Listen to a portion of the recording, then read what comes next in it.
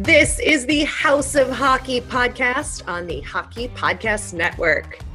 Hockey is more than a game, it's a lifestyle. It's you, the diehard supportive fans, your favorite players who are on the team you cheer for and the organization who supports them. The companies that make your gear, bags, and beer league sweaters. The hockey moms and hockey dads and everything else that makes this House of Hockey your home. Come on in. I'm Breezy. And I'm Rae Rae. And this is our house.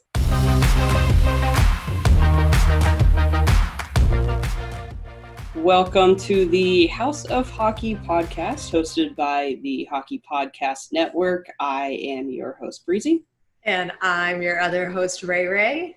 And shit, we did it again. What episode is this? Episode 28. There you go. Yep. I think. Yep.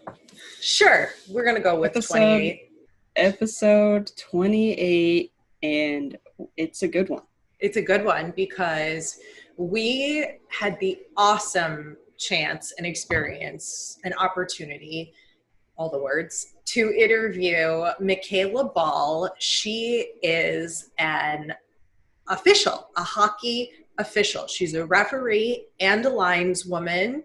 She is certified by, what is it, Team USA or the USA Association. Yeah. Mm-hmm. She can official little midget games. And what did she call it, the littler ones? Oh, gosh, what did she call them? I don't think that was the right word. I don't think she used that. But isn't midget like a category for hockey for little kids? What did she call them? I don't remember. Not like little people. Like no. Like kid. Like that's what I meant. Yeah. No. I got you. I was picking up what you were putting down. I'm just trying to think of what she called them. And it's probably such like a known term, but you know what? When you're put on the spot, known terms and sayings leave your head very fast. And especially you and I here on the House of Hockey podcast. If you've been listening to us, you know we suck at those phrases and we forget words all the time. But all the time. That's real life. Either way, She's awesome. She's also a Guinness Book of World Record holder. We won't tell you for what. Right. She's broken records. She's done all these cool things. She's gone on all these adventures around the world playing hockey and playing and officialing. That's not a word, but I made it one. Yep. All around the world. It's awesome. It is awesome. And that's what I like about our guests is that I feel like we literally have gone all around the world, and Michaela just kind of hit those spots that we didn't think that we were ever going to probably get to. So that was really cool. And I mean, you can't deny these episodes. I mean, these are just so much fun to talk about, talk to people and just learn. So I enjoyed it. She left us speechless with a handful of her stories of the experiences she's had traveling to countries where you literally would never think there's even ice, let alone ice hockey. And hearing how she got there and what she's doing is super inspiring. And she's met a handful of NHL players. She shares a really great, you're going to hate us, but we don't care, Sydney Crosby story. Oh, man. I don't know what it is, guys. I don't know why all of our guests have Sydney Crosby stories, but they do. And you just have to deal with it. You can fast forward it if you hate the guy, but you can't hate the guy after you hear this story. You're just going to be like, all right, he's a good guy. Yeah. I think we're just magnets to drawing in people who are Sydney Crosby fans or Penguins fans in general, because this is totally not planned. Other than when we bring on a guest specifically for the Penguins. Okay, we thought that was going to happen. Every other guest before and after, we don't ask questions. We just somehow they just end up being Penguins fans, and it's funny. It is funny. Yeah. Because now we're just like, of course you are. Why wouldn't you be?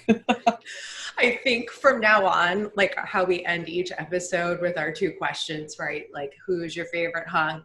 Who's your favorite hockey lady? I think we're gonna have to go. And what's your Sydney Crosby story? Because I feel like everybody has a Sydney Crosby story.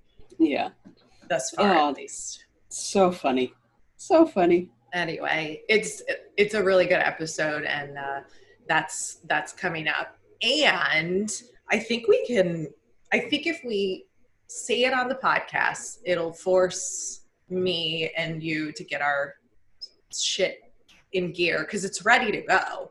And what I'm talking about is our House of Hockey merch store online. It's ready. We just have to hit publish. Right? Yes. Yeah. So we have merch for you guys, and I think you're really going to like it. And we're going to do at least 1 or 2 giveaways for us, but we're going to partner with some of our previous guests and do extra special giveaways. So check out the merch store. We'll put a link in the description of this episode that will force me to make the site live in the next 24 hours, and go check it out. Tell us what you think. I think you'll like the merch.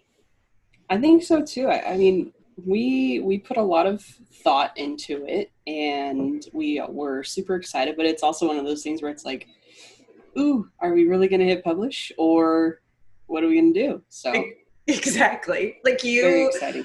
Like I was working on it. I had you take a look at it. You were like, it looks great. And I was like, okay. And we both just and we're both like, want to hit publish. Cool talk. It looks great. Oh, but yeah, so it's live. Check it out. Look at the merch. Let us know what you think. And I hope you like it. Go buy cool hockey stuff. Yeah. That's so stupid. Go buy cool hockey stuff. Yeah. Really, Rachel? Anyway. Or just support us. Yeah. Support us is good. Yeah. And we're going to support you guys, all of you listeners, by doing some giveaways. So you could get some free merch. Yeah. And who doesn't love free merch? I love free merch. And who knows, maybe if we see, you rocking some of our stuff, maybe we'll bring you on for a little spotlight guest on a future episode. So exactly, that could even be a bigger giveaway. There you go. So make sure if you make some purchases, tag us, post on social, let us know you did, because we don't know who you are on the merchandise store. Right. So, let us know who you are and tell us what you bought, take a pic, and, we'll go from there. Yeah. How about the fact that we are watching the Stanley Cup final the end of September, and the 2 teams in the Stanley Cup final couldn't be stranger, in my opinion. The Tampa Bay Lightning and the Dallas Stars. Yeah. So I've been getting a lot of shit on my social media for not believing in the Stars. All of the Stars fans who have been rooting and believing that the Stars could be the Stanley Cup champions of 2020 are all like, Rae, you're wrong. The Lightning aren't going to do it. The Stars are going to do it. And I said, bring it on. Show it to me. I got to stick with, I can't change my prediction. No. I mean, you can. What is that called? Indian giving? Yeah. Yeah. Yeah, I'm not doing that. I mean, I picked the Lightning to win, and based off of game 1, that's looking like that's not going to go in their favor. And I'm going to be wrong. What do you think? Well, we all know what I'm going to say. What are you going to say? I'm a jinx, so I'm not going to say anything. Well, I think I might be the jinx now, Breeze. I don't know. I don't know. I don't know. You've been pretty good, pretty spot on with things. I was up until the Eastern Conference and the Western Yeah. Conference finals. I mean, I originally picked Carolina Hurricanes to win the entire thing. So there's that. No, I think maybe I did too, but I don't remember. I think so. I think so too. Long time ago. It was. It was. So much has changed since then. Look at that. And then, you know what else I found to be interesting about this playoff bubble situation is that the NHL has allowed at this point the conference finals and I believe and the Stanley Cup final to have the families of the players are allowed to come to the bubble. Oh. If they quarantine, immediate family, right? Like yeah. Like a wife, or if they're not married, a mom, a dad, a sibling, whatever. And they just have to quarantine and do the COVID things and all of that. But they're allowed to come. And only one player, Justin Dowling of the Stars, his wife, Meg, and their baby newborn, Perry, I believe from what I've seen thus far are the only people who have made the journey to the bubble. And I thought that was really interesting. That is interesting. I had no idea.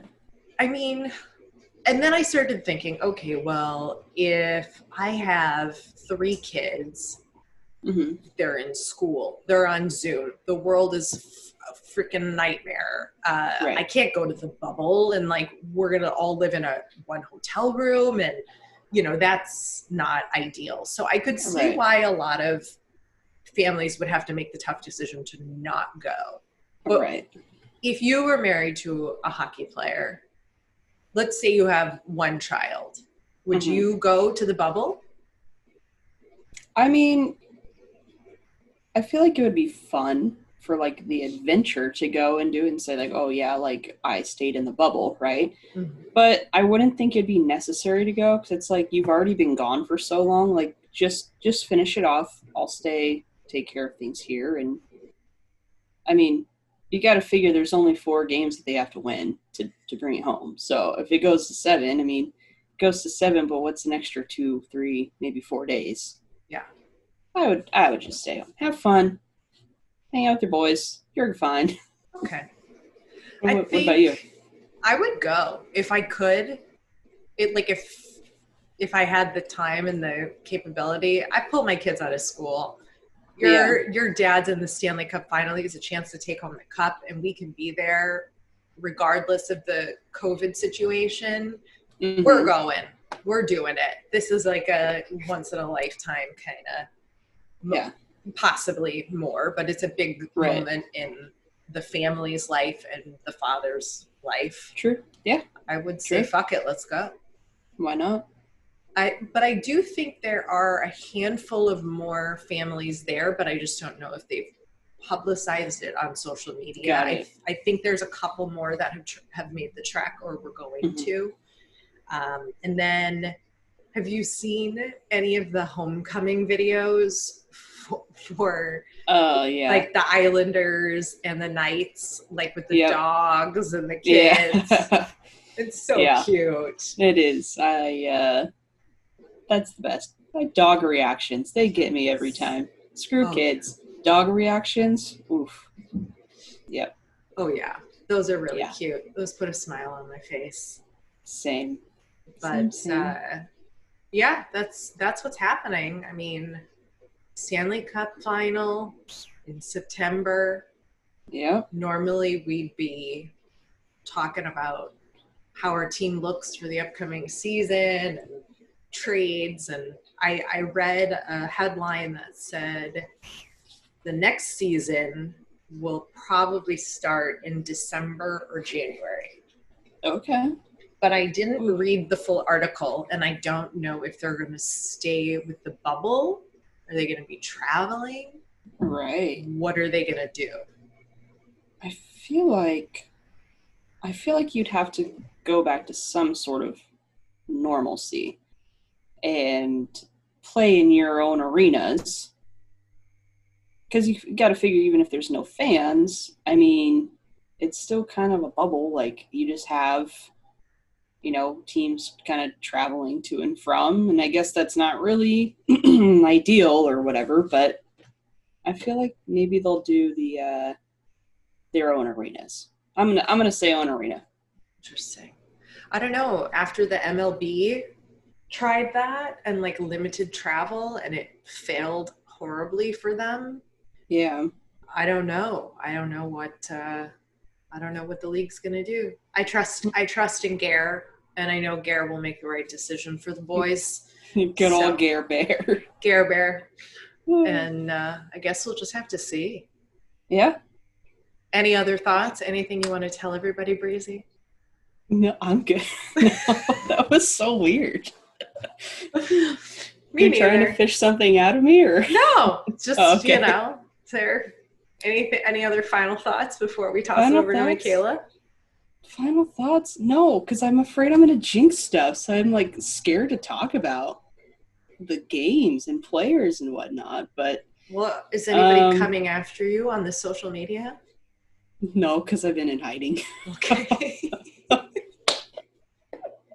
All right, then don't make a prediction. I've gone out and said my thoughts, and I mean, if I'm proven wrong, I'll be proven wrong. That's fine. Be proven wrong. I mean, I don't really truly care which of these two teams wins the Stanley Cup. Right. It's not my team. Are you doing any sort of Stanley Cup final game watching tradition, routine, anything like that?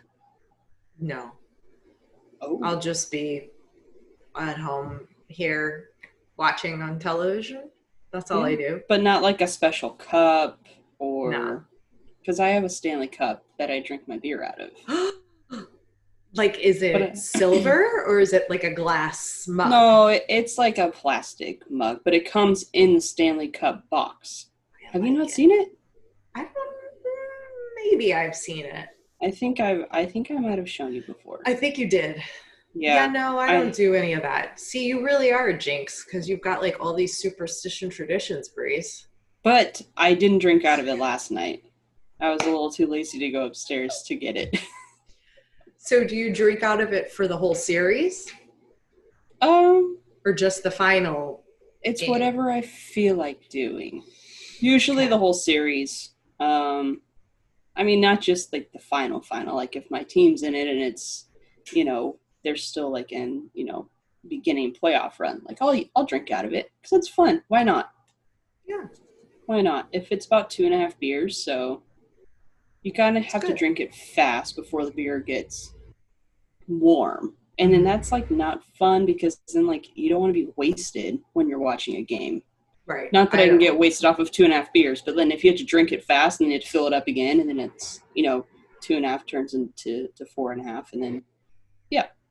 Yeah, I'd be wasty spacey if I had 2.5 beers right now. I would. Yeah, probably me too right now. Our podcast is proud to be on the Hockey Podcast Network, and the network is home to many other incredible podcasts, including this one. Are you at Kenny Rogers now? Or no, that's your... No, no, it's just my display name. It's still at Kent Stabler, but... Is Rogers your middle name? Sorry, I don't even know. No, you don't know who Kenny Rogers is? The gambler? No. What? I'm a deer in headlights, buddy. I'm a deer in headlights. Anyways, Kenny Rogers, very infamous country singer. And also just what the O-Dog has deemed my nickname. He just keeps calling me Kenny Rogers or referring to me in the third person as the gambler. So O-Dog. He was roasting me the other day on Overdrive on Labor Day because I shot him a text message during the show. No way. I have to say something. Kenny Rogers, I know you can hear this right now. Don't ever text me on my personal phone. He just texted me and said, I'm doing updates, guy. I love it. Good man, Kenny. He's no, in there Kenny. working. But he was roasting me on air, man. I was at work doing the updates, and he was saying that I got the day off, so I had to defend my honor. Not Another Leafs podcast. New episodes Mondays on the Hockey Podcast Network.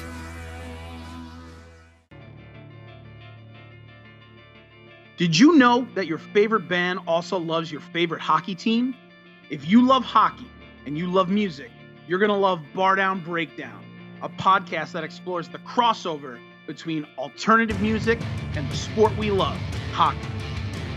Every NHL player wants to be in a band, and every band guy wants to be in a pro athlete. With guests from all over the globe, come along with us as we interview some of the most captivating names in alternative music and talk about why we love hockey and how it's influenced us. There was for a few seconds a thought of maybe we should wear Montreal jerseys, and the NHL was like, I think you should stay neutral. And we're like, yeah, you know what, you're probably right. So tune in every Tuesday on the Hockey Podcast Network, where we'll have a brand new guest and a unique look into the bridge between hockey and music. This week's guest is official, literal certified ice hockey official, aka a referee, aka the person you love to blame for all of your team's mistakes. Welcome to the house, Michaela Bahl. Welcome. Hi, thank you so much. Thanks for having me. You are so official. This is our first official on the House of Hockey podcast.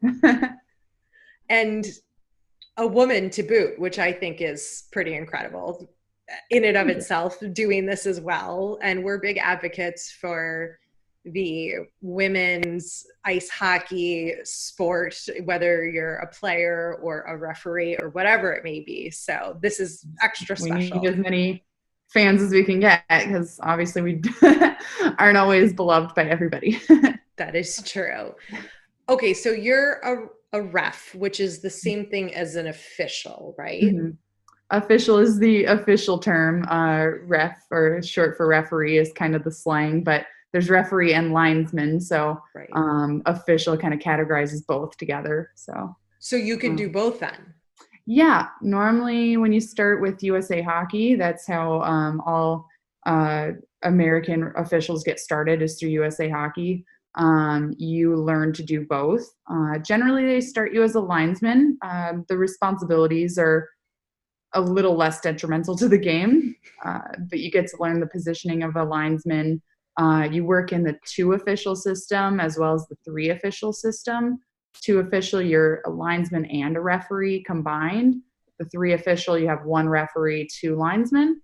So that's normally where they start younger officials or new officials, and you start as a linesman for a few games and, squirts, 10U games, which I still love doing, but and then they eventually advance you to referee position, depending on your skill, your ability, and your readiness. So, yeah. And then later on, you work the 4 official system, which is what you normally see in the NHL. So, oh my God, only over the last, I think, 15, 20 years, though. They used to do the 3 official. I can't imagine one referee skating up and down chasing those guys. Right? Especially now.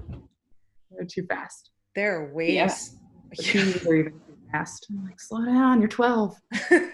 Right. And, I mean, refs are on the ice the entire game, so it's not like they get, their 30-minute shift where they just, kind of get off, too, so... Mm-hmm. And what about that 8-period game a couple weeks ago? Those poor refs the whole time. Oh my gosh. So do you have a favorite kind of game you like to ref? I know you said you do men's league. What kind of games do you ref? I ref everything from USA Hockey Youth. Like I said, squirts, 10U. I still love getting out there with the little ones, and we kind of play coach a little bit as well. So you get to work on your own skills as a referee, but also, help grow the game with the young, impressionable kids that are just starting out. And then I work everything up through NCAA Division III college on the women's side. So I love it all, really. I can't get enough. So I'll work squirt hockey one weekend and then college the next weekend. And I do fill it in with some adult league, as well as 16U, 18U girls and boys. So whatever I can get, I take it. All over the place. Yeah, I love it all. But have you ever heard a squirt chirp?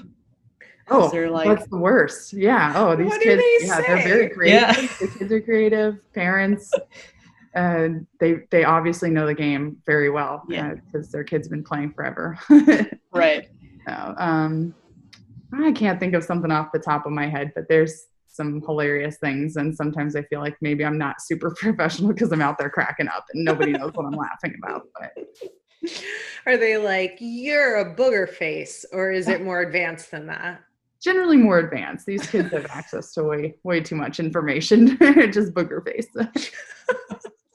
But even yesterday, I had a high school age boys game, and the goalie was so stoked that he, gloved the puck, flipped it onto the outside top of his glove, and was like, "Oh yeah!" And so I skated over to get the puck for the face. I'm like, "Oh yeah!" He thought it was hilarious. Because I was gonna say, what are you like on the ice? Are you like Wes McCauley, like the legendary NHL referee official? Yeah. Him and Mike Lego, they're idols. I love that they can have so much personality, and I definitely wasn't like that when I first started. I was very shy and scared and timid, but I've found that the more you talk and communicate with the players, the more it keeps you engaged in the game. Sometimes it might be fun. Sometimes I'm talking to myself more than them. I'm like, that's a good play. Oh yeah, like nice.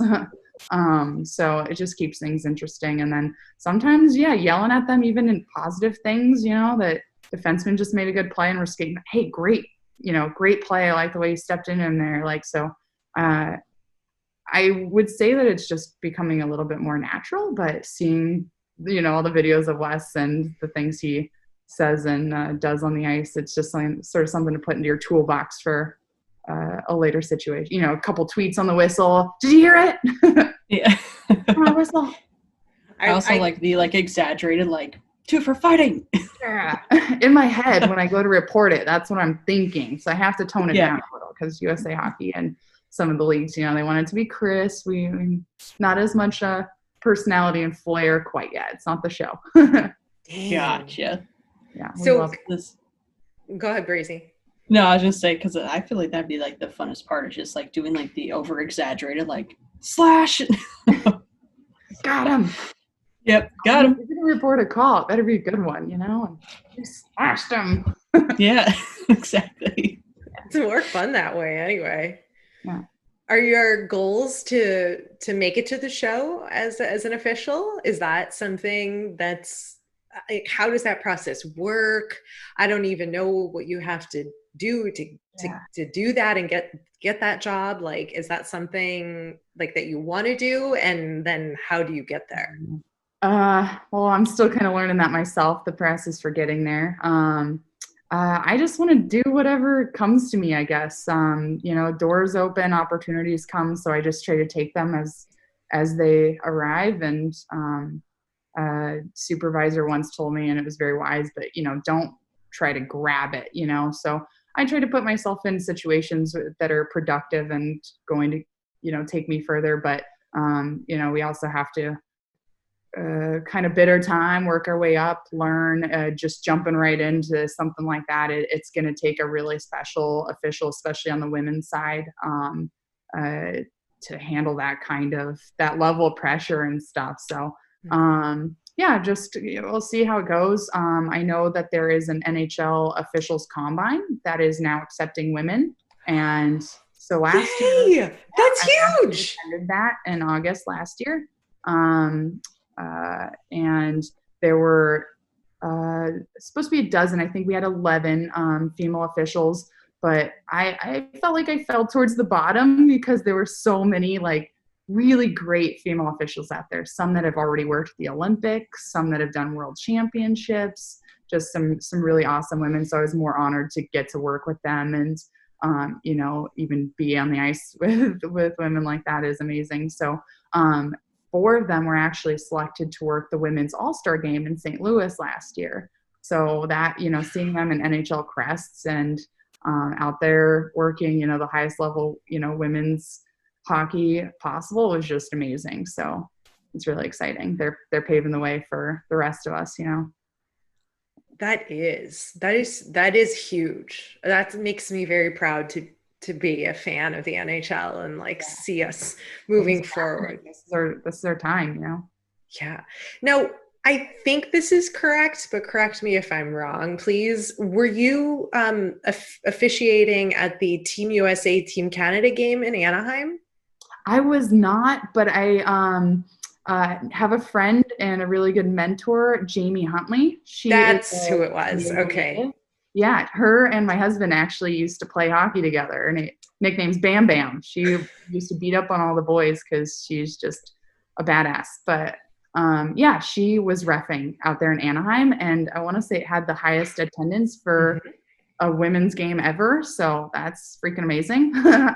That's right. Yeah. Because we have a mutual friend. So I guess I should have started with this, but how I was introduced to you was through your husband, Ryan, who's also a major hockey fan, player, the whole thing, which we'll get to. But his friend, Augie, and I met through the hockey world on a hockey project I was working on. And Augie was like, Ray, I got an extra ticket to go to the USA Canada game. You gotta come with me. And I went, and I couldn't remember if the ref that he knew was you, Michaela, but it was Jamie. So either way, it was really cool to see. So awesome. I would have loved to be there. But we did watch some of it live streaming. So that was really cool. Yeah. Well, so how did you even get into being an official? Like, how did you decide that that's something you wanted to do and pursue? You know, I don't remember the first time it really like popped into my mind, I guess, but I was playing adult league in San Diego, and we have a few friends that ref. And so of course we'd see the same officials on most of our games. So I just remember a few of them like, Michaela, you're a good skater. I think you'd be a good referee. So why don't you give it a try? And why not, I guess. I really did want to learn more about the game. I actually did not grow up playing. Being from California, it was a little bit limited, I guess, in the girls' side especially. And so I didn't get started until I was an adult, actually playing in 2007. And so I had so much I wanted to know and learn about the game. And I thought, why not go to a seminar? So I went to my local seminar in San Diego for level 1 officials and got started, and I was just hooked right away, and realized that I was actually enjoying it, and people seemed pleased with my performance, and all of a sudden I was getting opportunities that were, you know, taking me places. I got to travel and things like that. And so I'm like, you know what, I'm going to start seeing where I can go with this. And it's been amazing. It's been a great journey already. So yeah, there's only more to learn, and of course different leagues have different rules, and so every time I'm on the ice I feel like I'm learning something new, and you know, working different leagues, I'm learning like all the ins and outs of the game. So I just love it, and I'm addicted. Yeah. Well, speaking of, you know, fans being pleased with your performance, have you ever come into maybe people not being so pleased with your performance and, you know, shouting at you? What was the craziest thing that someone's ever said to you that you can think of? Every day.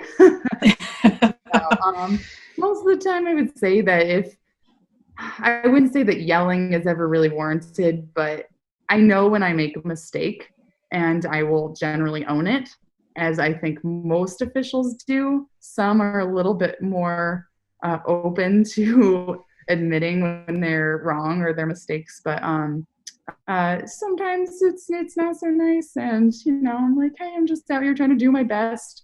I would say one of the funniest things I ever heard was from a mom after a game. It was a squirt game, and I thought it was an awesome game, and her daughter was playing, and after the game, her team won, and apparently she didn't like that her daughter got bumped around. She's like, didn't you see my daughter's ponytail flying everywhere? She was getting knocked all over. And I'm like, okay. Well, I thought it was a great game, but I gotta exit now. You're like, thanks, Karen. Yeah. Definitely Karen. You're like, this is called ice hockey, and this is what happens. So if you don't want your daughter getting bumped around, you might want to put her in a different sport. Yeah. But you can't say that. But that's what you probably wanted to say, or that's what I would have wanted to say. Yeah. And then we got the coach yelling across the ice, like, who gave you this game? And what? I don't know. So it's, you know. Oh, geez. Never really, like, been in one of those situations that's been really crazy, those YouTube videos you see going around viral, and I hope I never have to be. But I think, especially these days, they're doing a really great job, like training the coaches and, really working on, behavior on both sides, not letting officials like encourage that behavior. So we have to use the tools given to us to handle situations, and of course, not yelling or raising our voices back or getting angry, just doing our job and doing what we have to do and not taking it too personally. So. Right. And having fun while you're doing it, because, what's the point of doing it if you're not having fun? Yeah, exactly. What are you those... have a most... Oh, wait, hold on. I have a question. Yeah. You know how there's those conversations in the NHL where like the ref or the official will, like the linesman will like go over and talk to the players, or they'll go like talk to the coach. Like, what are they talking about? Are they like talking about the dinner they had before, or are they like actually talking about stuff that's going on the ice, or is like that allowed? I mean, I know you're not in the NHL officially yet, but like, what's that about? What are they talking about? Sometimes I wish I knew. I ask Ryan that all the time, like, I wonder what they were just saying right there. Like, what was he, because that is one of those things, your cadence with players or with coaches. Generally, if you have to go talk to a coach, it's because you maybe called a major penalty and you're discussing what you saw and then what you called, why you called it, and then you kind of have to move on. If you're talking to a player, it could be numerous reasons. There's been times, if you're talking to a captain, same thing. The captain might be wondering why you called what you did, or why you let something go, if that's the case. But sometimes it's also just joking around, refs just trying to kind of shoot the shit with the players. And then other times it might be like, hey, you're got a couple of teammates that are, starting to do this or that, maybe want to talk to them and see what you can do for me, because otherwise I'm going to have to put somebody in the box soon. So I've actually found that that's a really helpful tool to have, just to help control the game without having to go over to the coach or, so sometimes even if there isn't a captain, with sometimes in lower level youth games, there isn't a designated captain yet, but just kind of pick a player, or if it's the end of the period, tell your goalie, hey, like, go tell your players to calm down. They're pushing guys into you. You don't want that. And it helps just settle things down without getting too involved. Right. When you watch a game, do you find yourself paying more attention to like the players and the way they're playing, or the refs and how they're calling the game? I would say both, but the more I ref, the more I watch just the refs. Especially in a live game, I tend to be watching the officials more. And if we're watching on TV, it's easy to see the whole ice sometimes.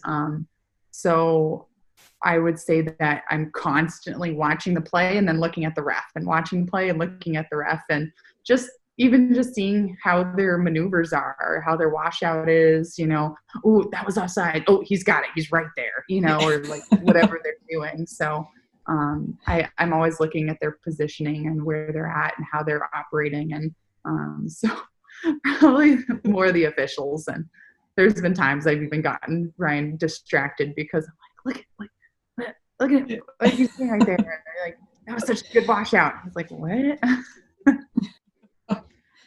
That's funny. I feel like I should know what a washout is. What's a washout? When they wipe them out? No, it's but linesmen do it more often. It's if the play is good, it's not going to be icing, or it's not offsides, and yeah. I didn't know that this had a term. Yeah. I feel like everything you do is significant and matters, and that's kind of what sets people apart from other officials too. They're the best of the best, and it's gonna be crisp and sharp, and of course the show, they gotta be exciting, and you have a goal, and it's good. Yeah. It's in the net.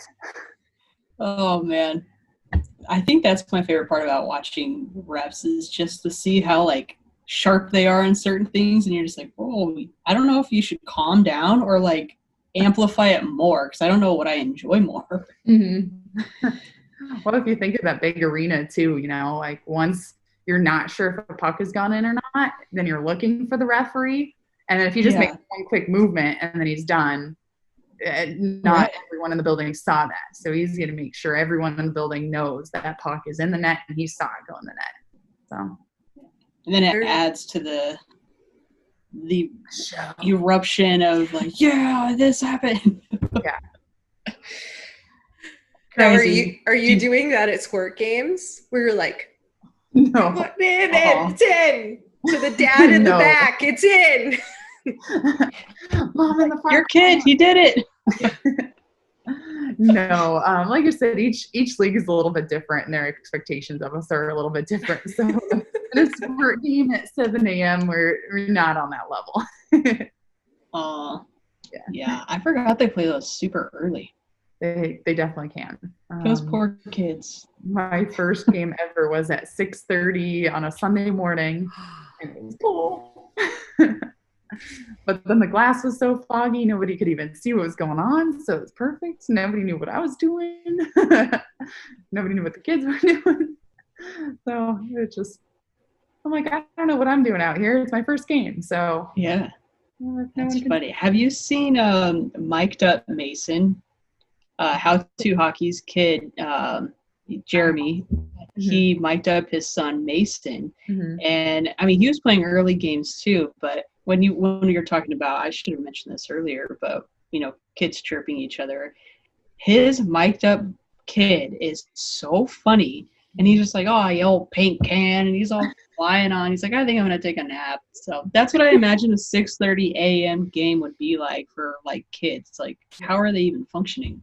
I don't know. Maybe they had their pregame donuts or something. Maybe.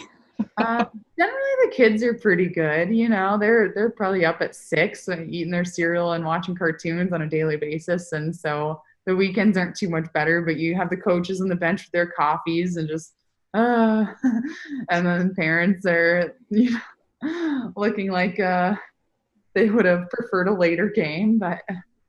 It's a good way to start the day, though.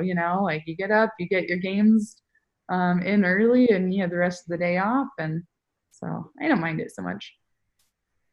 Now, when did you said you just not recently, but several years ago, you started learning to play hockey. What got you into learning to play hockey? How did you get started with that, since you didn't necessarily grow up with all those opportunities in San Diego? Because there's just not a lot of ice or hockey for women. No, I actually grew up in Sacramento, so more Northern California. And I started as a figure skater. So I got a pair of skates for Christmas one year. A brand new ice arena opened, and we went skating the next day after Christmas and fell in love with it. Started taking lessons in January the next year. That would have been 1998.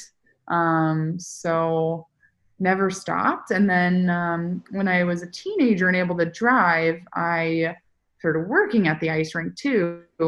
And so I was there all the time. And some of the staff, mainly the girls, wanted to start a team. And they got together an adult league bronze level team. And we had our player coaches, some of the guys that ran the pro shop and stuff that had been playing. Some of them had played junior hockey and things like that. And so they taught us the game, and I just loved it and never stopped. So it was kind of a non-traditional way, I guess. But I just have tried to learn everything there is to know about the game, and meeting my husband on the ice too, and him being a hockey player. He's taught me so much, and it's just kind of gone from there. Now it's an addiction, full blown. Is that, now tell us how you met your husband, Ryan, and then people might have read articles about him. You and him, or I don't know if it was just Ryan, were trying to play hockey in every country? Something like that, I read. Every continent first, and maybe we'll fill it in with the countries. Yeah, that's right. No. There's a lot of countries. I had that really backwards. That was really dumb of me. Okay. Yes. All the continents. Yeah, so he definitely got started with the traveling before me. He has been playing overseas since he was 18. He had been playing a little bit of junior hockey, and then after graduation, his grandparents took him on a trip overseas and to Europe, and he just fell in love with the idea of traveling. And then he's really, really great at networking, as you've probably learned. So he started networking with teams in Europe and abroad, and he got some leads in playing.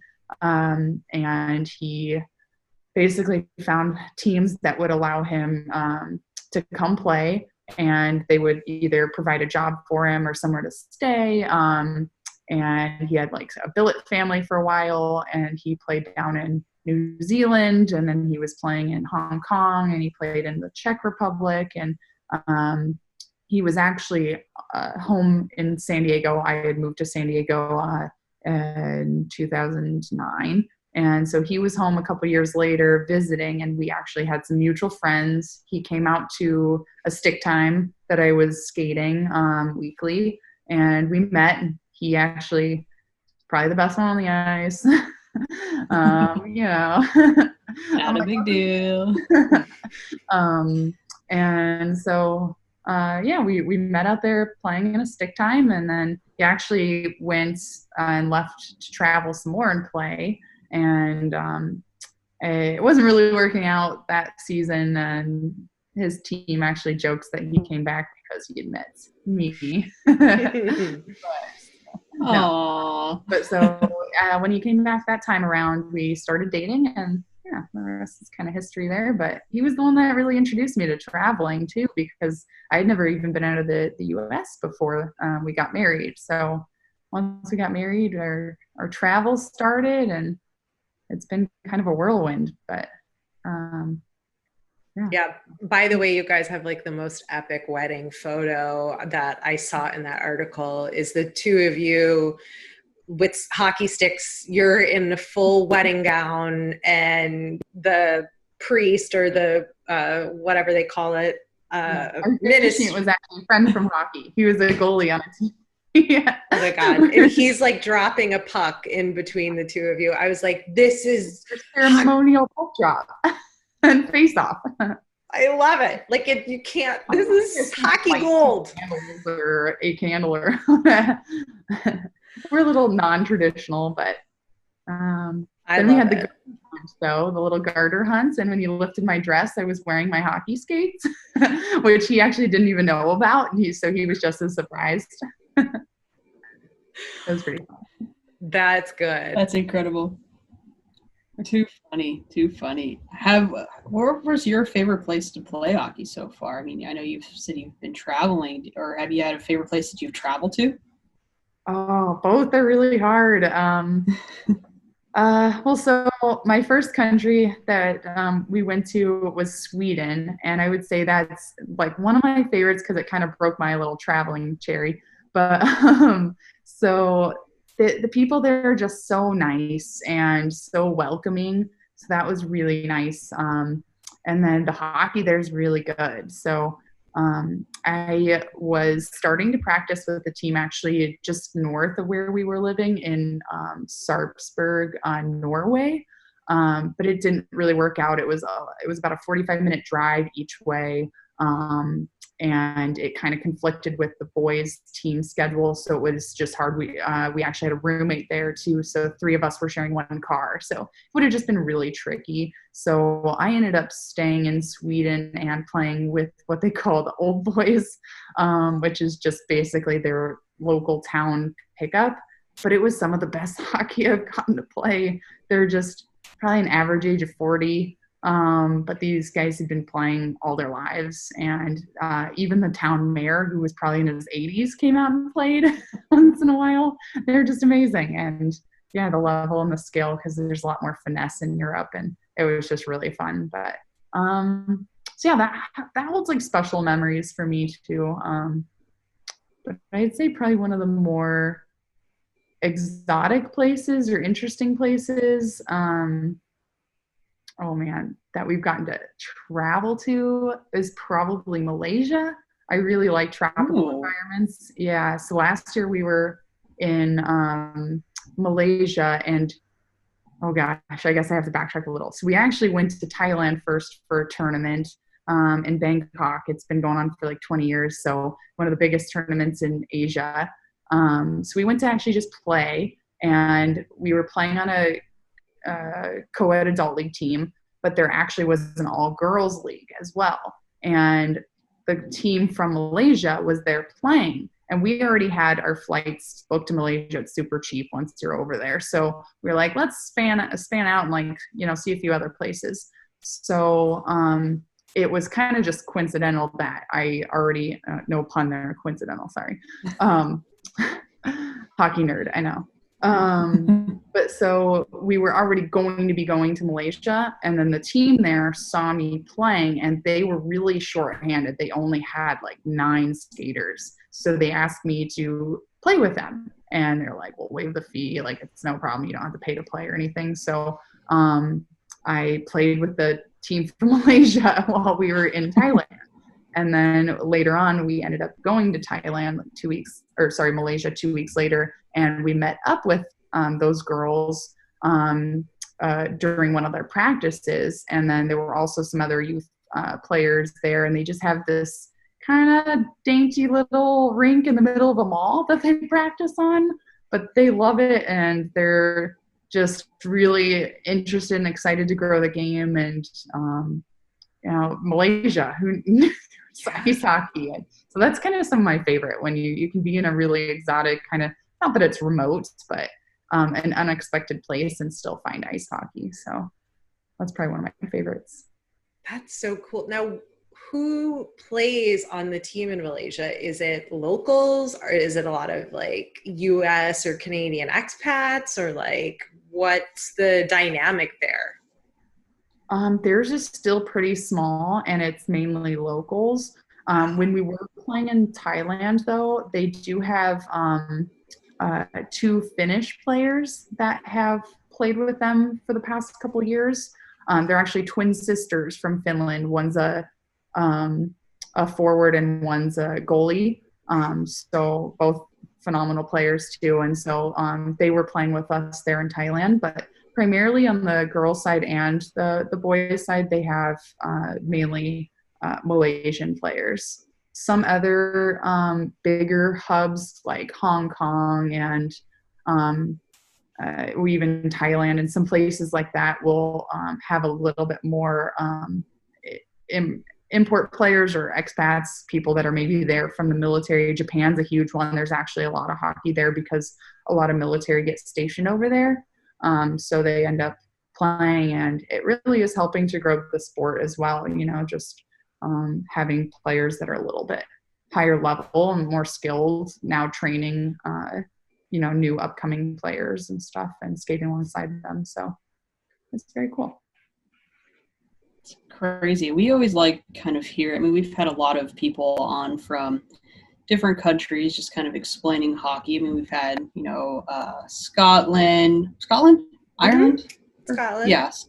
Scotland. We've had Sydney, Australia. We've kind of talked to a wide variety of people, and we always kind of, in Scotland, it was like, there was like a 3-hour drive to even get to like the next practice facility. So it's kind of cool to hear that ice hockey is, and I would say like the weirdest corners of the world that you wouldn't necessarily think of anything, think that hockey's there. So it's really cool to kind of hear about hockey and just everywhere. But is there a place that you're going to be maybe going next that would be another little corner that people wouldn't think that hockey would be in? Well, that is definitely what we're kind of interested in now. And like Rae had mentioned earlier, we're kind of trying to hit on all 7 continents, and Ryan has actually played on 6. So there's only 1 left. I don't know if you can guess. Maybe. Assuming it's Antarctica. Really cold. Yeah. So Antarctica would be the last official continent that he would have to play hockey on. But it is proving to be very, very difficult.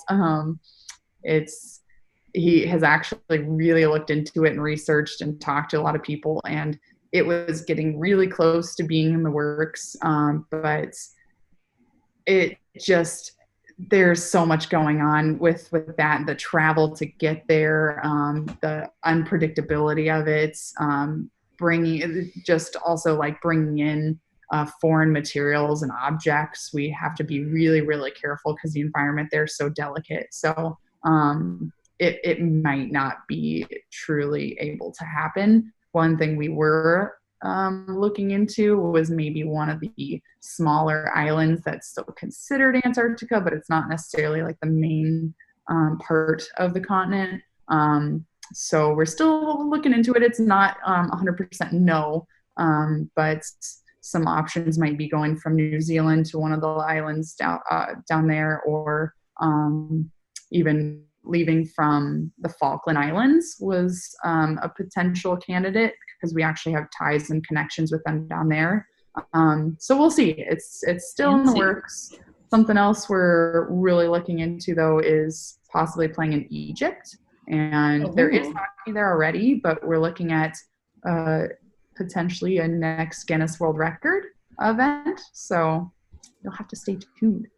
Cool. A little teaser. I like it.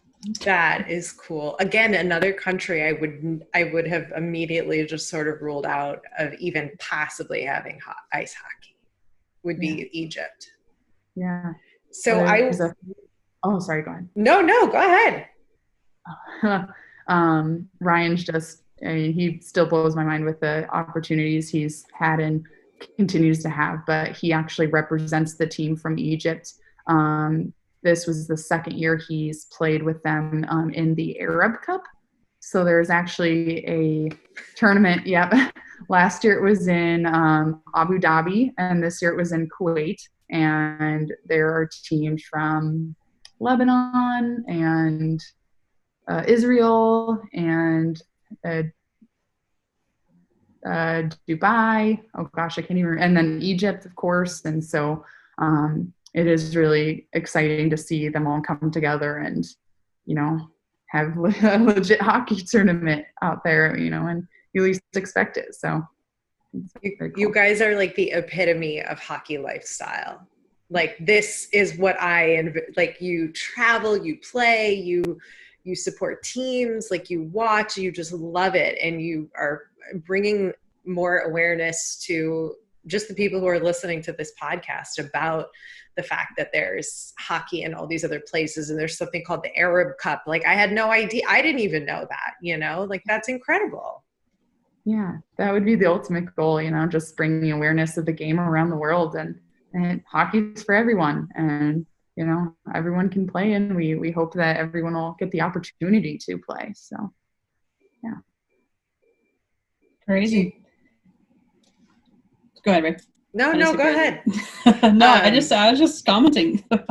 Do you have any other really cool stories of experiences or trips or anything that you think people would be interested to hear about your experience? I guess I have two that come to mind. So one would be one of the probably coolest things I feel like I've ever gotten to do in my life, but we went to India 2 years ago with a group called the Hockey Foundation. Actually wearing a jacket. Oh, cool. And they have actually been going to northern India for over 10 years. And they will take out equipment, and they will coach, and they will do whatever it is that the players and people there need and want, because they're just helping to try to grow the game in northern India. And so basically they were already playing hockey there in little frozen ponds at about 11,000 feet elevation. And they came up with this idea, like, this could probably be a Guinness World Record. Like, we should look into it. And they did. And they decided to host a Guinness World Record highest elevation game ever played.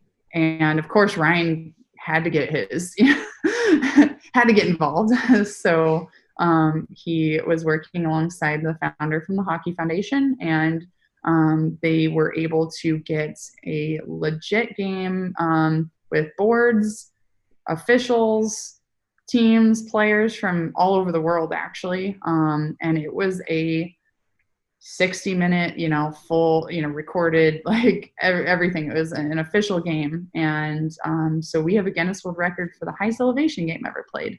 And I actually got to participate as a linesman. So that was really exciting and one of the coolest things I've gotten to do. And yeah, just still bringing awareness to the fact that there's hockey in every corner of the world, because you would not expect to find it there. It's way off the beaten path up in the Himalayan mountain range. So it's amazing. And they're actually really good.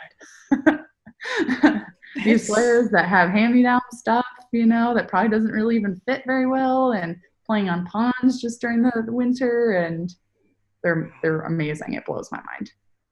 That's incredible. Yeah.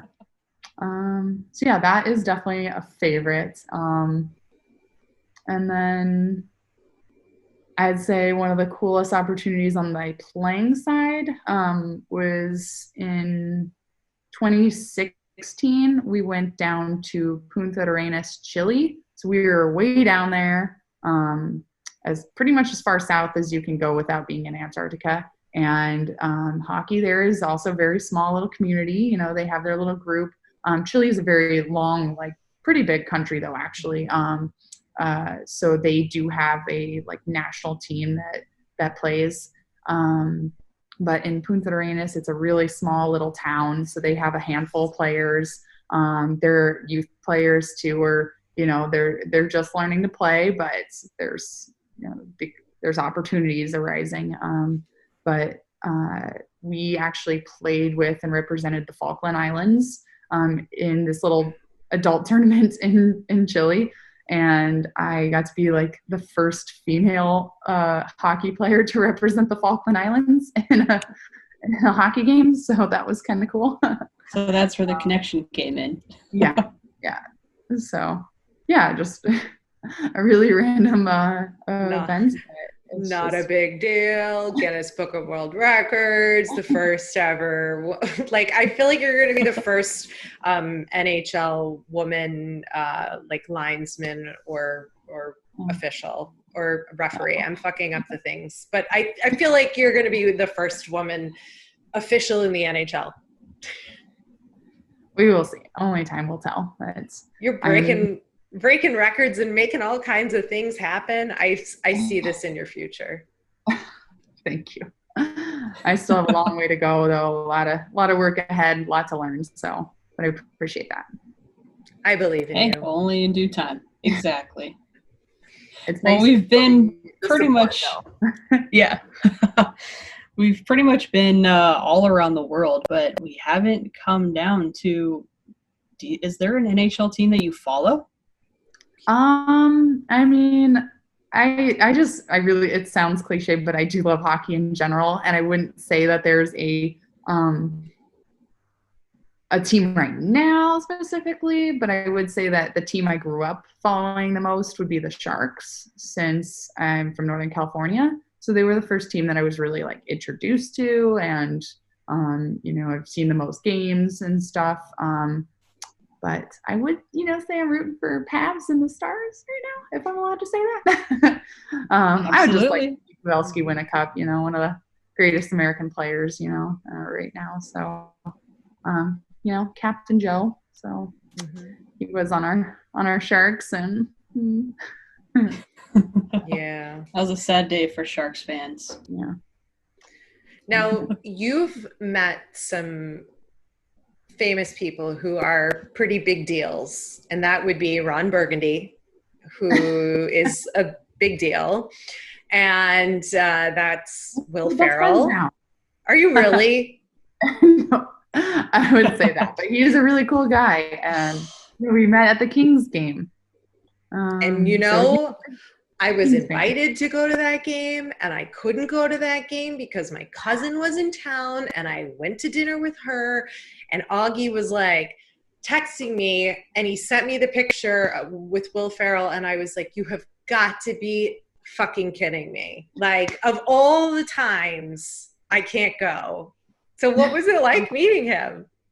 Well, it's definitely nerve-wracking. I get really shy, to be honest. I may not seem like it, but in person especially, I guess I don't want to be the, like, person that runs up and like, take a picture with me, so let's take a selfie. So I kind of like wait, and I wait for a good moment, and then, you know, try to just be a normal person instead of like, oh my God, I want to talk to you. That's Will Ferrell, oh. Which was what was going on in my head. But so I was just trying to play it cool, and like, yeah, he's kind of a big deal, and he's right there. And then they actually invited him to come sit by us. So then he was sitting in the same section, like right in front of me.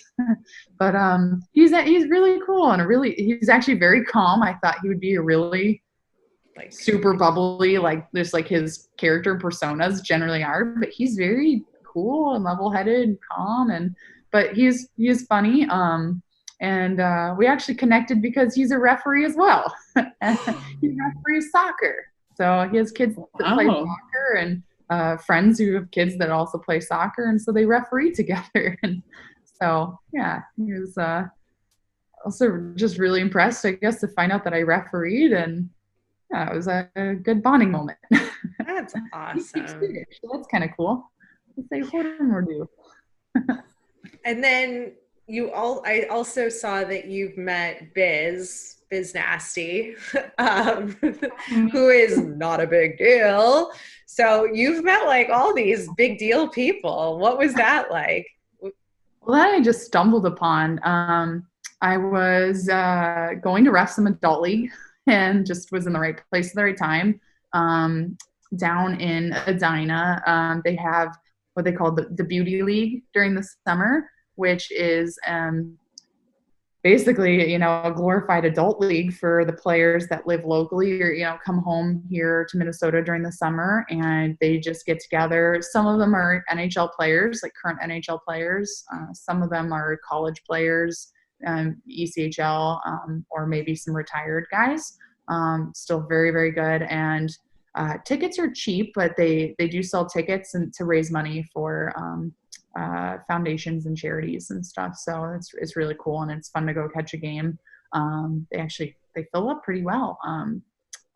But Biz was there, I think, just recording one of his shows and chatting with the guys. He was down on the bench and, you know, messing with them as you would. And I just happened to catch him when I was coming in from the parking lot, and he was kind of leaving, and there were a couple of kids that had ran up to him, and I did a double take and saw his Coyotes jacket and was like, that guy, yeah, I recognize that guy. So kind of did another fangirl moment and asked him for a picture too. But he was also a really cool guy and very open to pictures and chatting. And then all of a sudden a whole crowd rushed over those. So I got a quick moment and a picture, but he was a great guy. Yeah. That's so cool. Anybody else that you haven't posted a photo on your social about that I didn't do when I did my research that we need to know about? Have you met any other NHL players or anything like that? One, I didn't really get to meet him, but I feel like, you know, I was there in the moments. But we also at that Kings game, we were there because of the family. I don't know if you had heard the story and the connection with that, but a family who had lost their wife and mother. So this father's son was there. That's why we were at that game, actually. Ryan, Augie, and their friend Scott, who's a season ticket holder of the Kings, had met this father and son, and they really, you know, felt bad when they heard the story. They found out they were Pittsburgh fans, and actually when the Kings were playing Pittsburgh, they decided to fly them out actually from Toronto to LA. And we went to a few of the practices at the Toyota Center, and then we went to the game that night, and we were down below. And actually that night, one of the things Ryan and I were able to kind of accomplish were getting them downstairs after the game to meet the officials. So they got to meet the four team crew that had worked the game, and also Mike Lego, legend, who was their supervisor that night. And so we were chatting with them. And then just as we were leaving, Sydney Crosby and Evgeny Malkin walked by. And our little buddy just about freaked out because they're his favorite players, and he got to stop and take a picture and say hi to them. So, and they were very, very cool. So I was, hovering in the background, just admiring, but yeah, so that was really cool. Oh my God. Makes me love Sydney Crosby even more. Everybody listening to the podcast is probably like, they love Sydney Crosby. They have all of their guests all have stories about how great Sydney Crosby is. But hey, I mean, the stories speak for themselves, right, Breezy? Yeah, I mean, we were just talking before we jumped on with you. We're like, I feel like we've had not almost, but a lot of our guests have been either Pittsburgh fans or they have a Sidney Crosby story. And it's funny because I don't want to say he's hated, but he's not liked by a lot of people. And I think it's because they hate him because they hate him. So it's just funny to see how, like, even, however many haters you may have, there's so many people that do love you. And I think that that kind of comes full circle and just in life. So it is funny. We have a lot of Crosby stories. Yeah. It's really funny. One of those guys, maybe he blew onto the scene so fast and got a big head when he was young. And now he's really developed into his captain roles and duties and understands what comes along with those. And I think he's developed into a good player. Maybe, he still sometimes has strong words for the officials. You can see it and tell in his expression. But, as should a captain, if he feels his team has been wronged or whatever. But he stands up for his team and his teammates. But, yeah, I think he's probably just, got some of that hate in the beginning. And, people don't let go of that very easily, but don't really see the player he's evolved into. And the man, he was a kid when he, came on the scene. So what other, kids get, put into that kind of position and with that kind of, responsibility and all that, and, so. Oh, what an amazing story. How happy was that kid, like, after he got to meet? Stop smiling. And I'm pretty sure that they had lost that game too. So the fact that they still were like, we'll stop. I'll take a picture with this kid. It was really nice of them. So reason number 1,785 that I love the sport and the players and. I think he was actually the first player I really remember hearing about or knowing too. Sid the Kid. I heard everyone around the rink talking about Sid the Kid, and I was like, "Who's this guy?" But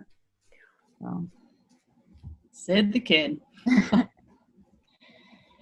Nice. Well, should we? You have any other questions, Ray? Should we do the firing 2 questions? Yeah, let's fire them at her.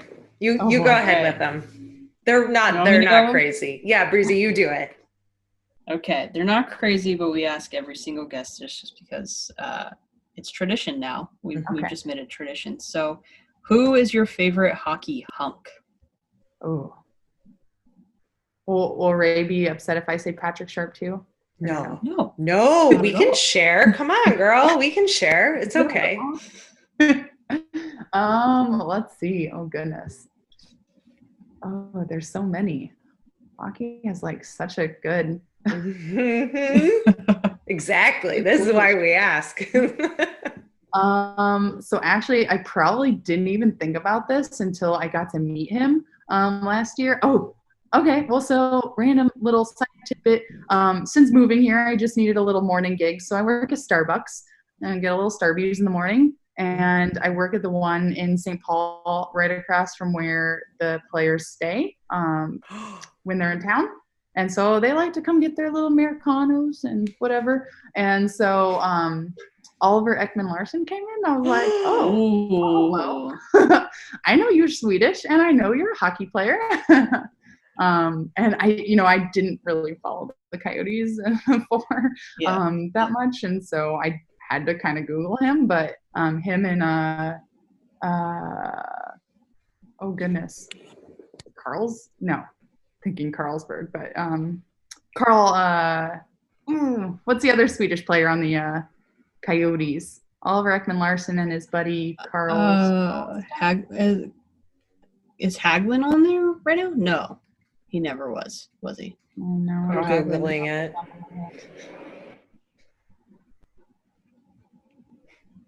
Soderbergh. Okay. Does that sound right?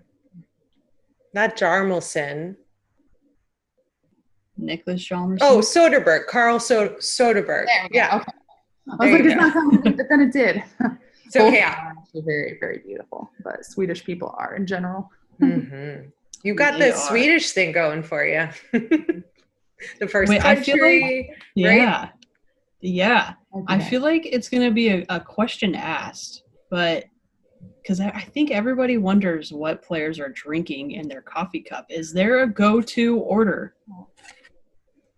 Or just in general, a go-to order that you can kind of put together that a player would order? I actually in that sentence. Sorry. I actually feel like Americano is what I've noticed that they get. They don't really get anything too fancy schmancy. It's kind of just an Americano or a latte. There was also a player last summer that was coming in from the Iowa Wild when training camp was going on. Every day I saw this guy and he was getting Americanos. So I think, it's low calorie. It's easy.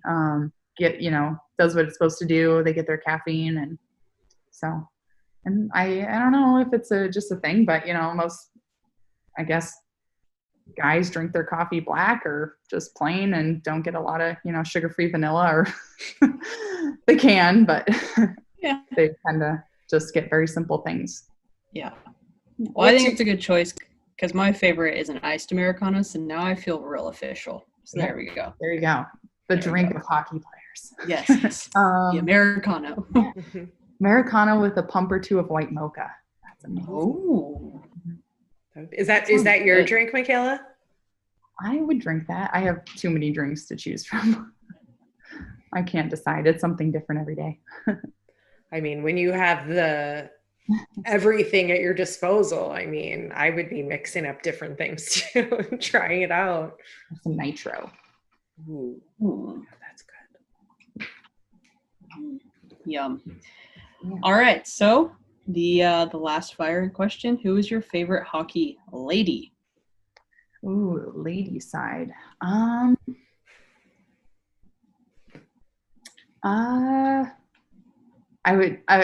feel kind of cliche about this, but I'm kind of a big fan of Hillary Knight.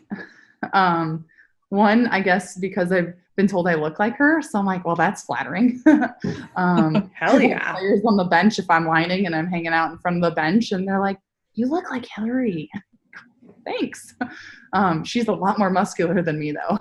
I need to hit the gym a little bit more. But yeah, I just like how confident she is. I loved her Sports Illustrated edition. I don't know if this is ever going to happen, but I think it would be really, really cool if they could do a referee edition, because I don't think people realize how in shape we have to be and how hard we have to work.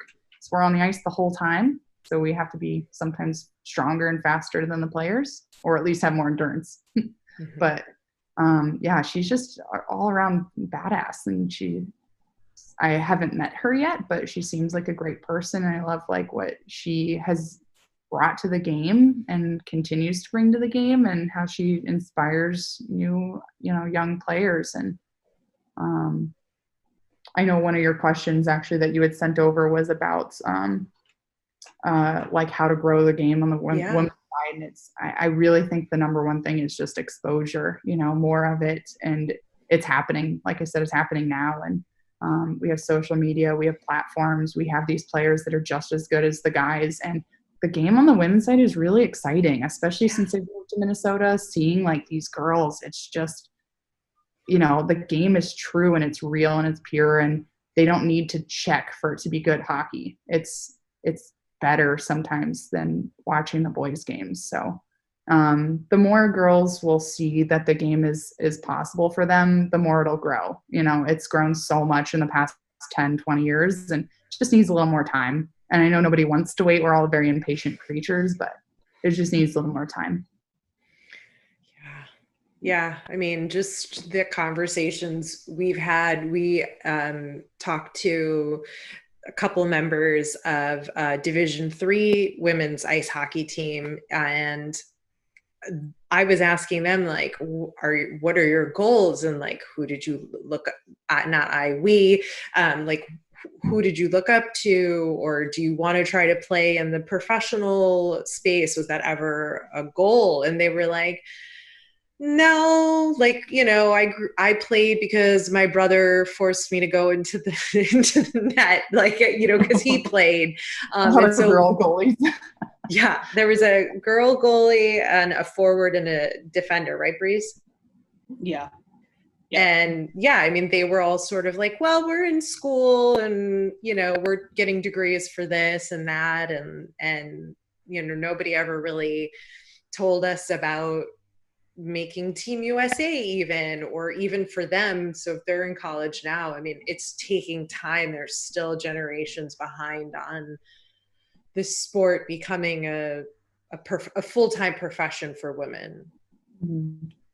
It's just more, like you said, we want it now, but it's still just going to take a little more. It's infancy a little bit still, so, but it will happen, it's spreading. And like I said, there's play happening around the world, and now with the exposure, in every corner of the world, they're realizing that they can't keep it constrained anymore. So it'll happen. Good. That makes me feel better. Breezy, does that make you feel better? It makes me feel fantastic. That's great news. Mm-hmm. So where can people keep up with you and or your husband Ryan's hockey adventures on social media? Where can they watch you official a game, if they stream them online, if you want people to watch you or not? But where can people keep up with you? Oh, goodness. Well, we both are on social media. Instagram is probably a good place. We do, probably Facebook would actually be better for more of our travel experiences. We'll post albums, pictures, and videos and stuff from traveling. As for officiating, I mean, I try to, stay off social media with a lot of that these days. It's just being in public eye can be, a little daunting, I guess, when you're, there's always somebody, watching or somebody that, what am I trying to say, I guess, but there's just, connections and things. So I try to be pretty neutral when it comes to hockey stuff, but and then games are live barn if you really do want to watch. I don't know. But yeah, so and my husband, the hockey's traveling man, so you can catch him in his adventures at Wow Hockey if you are interested in checking out the Antarctic or Egyptian hockey events coming up. Awesome. Well, thank you. Yeah. Awesome. So thank you so much for coming on and basically taking us, I would say, around the globe. So that was super fun to talk to you and to hear all your stories. And we cannot wait to maybe get even more teasers or see what kind of pans out for the Egypt trip. So good. Thank you again for having me. Yeah. And remember us in 10 years when you make it to the NHL and you get a request from us to come back on the podcast. Like, oh, come on. I'm always happy to come back and chat again. Awesome. Perfect. We'll hold you to it. Thanks for coming over to our House of Hockey podcast and hanging out with us. We'll be back next week with a brand new episode. And in the meantime, you can follow us on social media. Just look for House of Hockey podcast. We'll be back next week.